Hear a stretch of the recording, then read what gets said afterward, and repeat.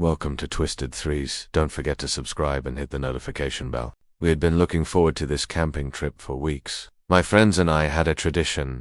Every year, we'd venture into the wilds of the Pacific Northwest to get away from the noise of the city. No technology, no distractions, just us, nature, and the fire. This time, we chose a secluded spot in a forest that was off the beaten path. It was a place we hadn't camped before, but the beauty of the area drew us in. The tall, ancient trees, the soft murmur of a stream nearby, everything about it felt perfect for a weekend getaway. There were 4 of us: myself, my best friend Olivia, her boyfriend Nathan, and my old buddy Ben. We had camped together countless times before. But something about this place felt different, something unnerving, though we didn't quite realize it yet. We arrived in the late afternoon and made camp near a creek. The forest was thick, with towering trees and thick underbrush. The sunlight barely touched the ground. By the time we had our tents set up and the fire crackling, the evening air began to turn cold, and the shadows of the trees seemed to stretch farther than normal. After dinner, we sat around the fire, joking,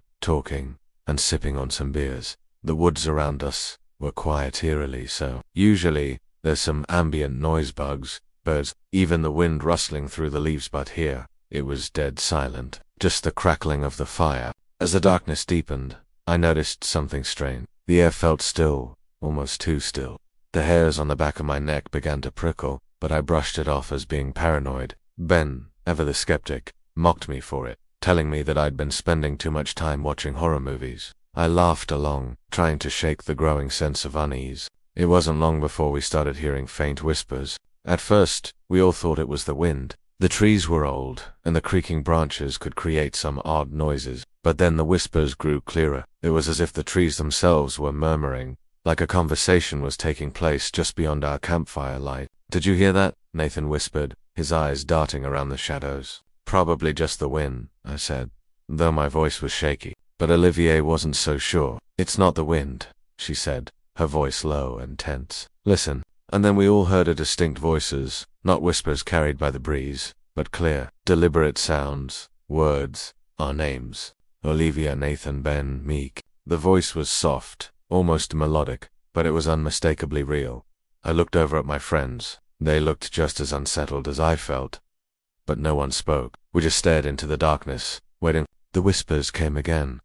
This time, they were louder. A soft, sinister hum seemed to fill the air. Then, as if out of nowhere, the fire flickered, casting strange, elongated shadows on the trees around us. I could swear the shadows were moving. A chill ran through me, and for the first time in my life, I felt completely helpless in the wilderness, like the very forest around us was alive. It felt as if something was watching us, waiting, its presence just on the edge of our senses. I stood up, feeling the sudden need to move. "I'm going to check it out," I said, my voice shaky but determined. I grabbed my flashlight and started walking into the darkness, beyond the reach of the campfire light. "No." Olivia's voice cracked with fear. "Don't go out there alone." "I'll be fine," I lied, trying to reassure her. But inside I was terrified. My flashlight beam cut through the dark, revealing nothing but towering trees and the underbrush. The whispers continued, but now they sounded closer.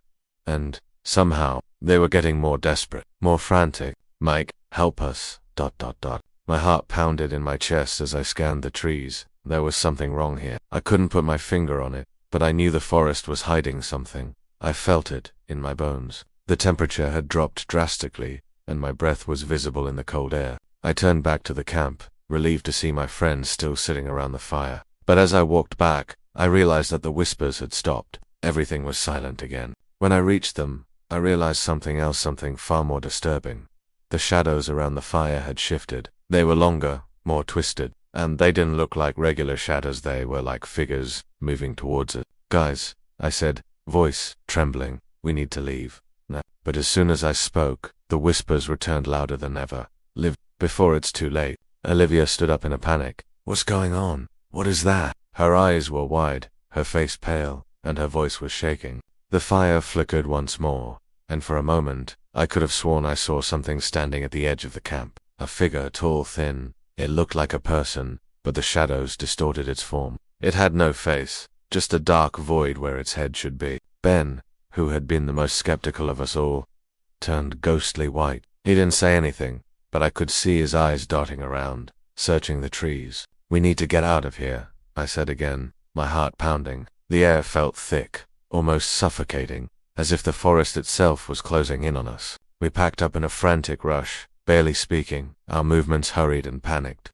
By the time we had everything together, the forest had grown eerily quiet once again. No more whispers, no more figures lurking in the shadows. But the feeling remained. Something was wrong, and it was watching us. As we left the campsite, walking as quickly as we dared without running, I glanced back once more. The trees seemed to sway unnaturally in the wind, and for a split second, I saw something in the distance, a dark shape standing in the shadows. It was just standing there, unmoving, as if waiting for us to leave. We made it back to the car without further incident, and we drove in silence for hours. None of us dared speak about what happened until we were miles away from the woods. We still don't talk about it much, but whenever we do, the memory of those whispers and that strange figure at the edge of the campfire haunts us. To this day, I don't know what we encountered in that forest, but I know it was something ancient, something older than the trees themselves. And it was not happy that we were there. Thanks for watching, and remember to subscribe and hit the notification bell.